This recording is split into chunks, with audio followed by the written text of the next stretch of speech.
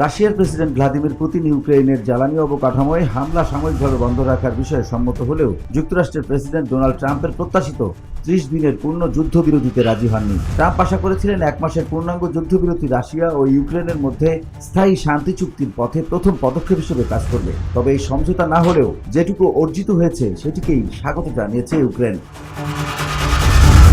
এর মানে উভয় দেশই 1 মাসের জন্য পরস্পরের জ্বালানি অবকাঠামোয় হামলা চালাবে না। বিশেষজ্ঞদের মতে ইউক্রেনের পূর্বাঞ্চলে রাশিয়ার বাহিনী কৌশলগতভাবে সুবিধাজনক অবস্থানে রয়েছে, তাই প্রেসিডেন্ট পুতিন বড় ধরনের কোনো ছাড় দিতে চাননি। এটি সম্ভবত পুতিনের সময়ক্ষেপণের কৌশল হতে পারে বলেও মনে করছেন বিশ্লেষকরা। বসুন্ধরা, উত্তরা, বনশ্রী, কুড়িল ও বাড্ডা সহ রাজধানীর বিভিন্ন স্থানে অভিজাত ও অত্যাধুনিক মানের ফ্ল্যাট কেনার এক নির্ভরযোগ্য প্রতিষ্ঠান প্লেজেন্ট প্রপার্টিজ লিমিটেড। তাই আপনার স্বপ্নের আবাসনের জন্য আজই যোগাযোগ করুন। Pleasant properties limited, where destiny matches eventually।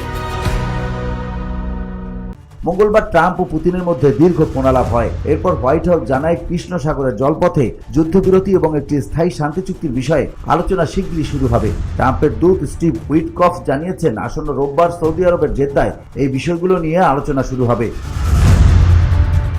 Reuters জানিয়েছে আলোচনায় ইউক্রেনকে যুক্ত করা হবে কিনা তা এখনো নিশ্চিত নয়।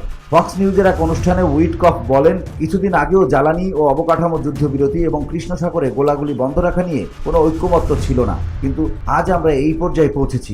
এখান থেকে পূর্ণ যুদ্ধবিরতিতে যাওয়া তুলনামূলক সহজ হবে বলে আমি মনে করি।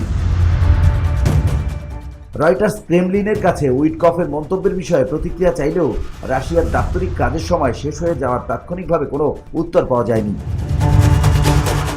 VOD Bangla news desk.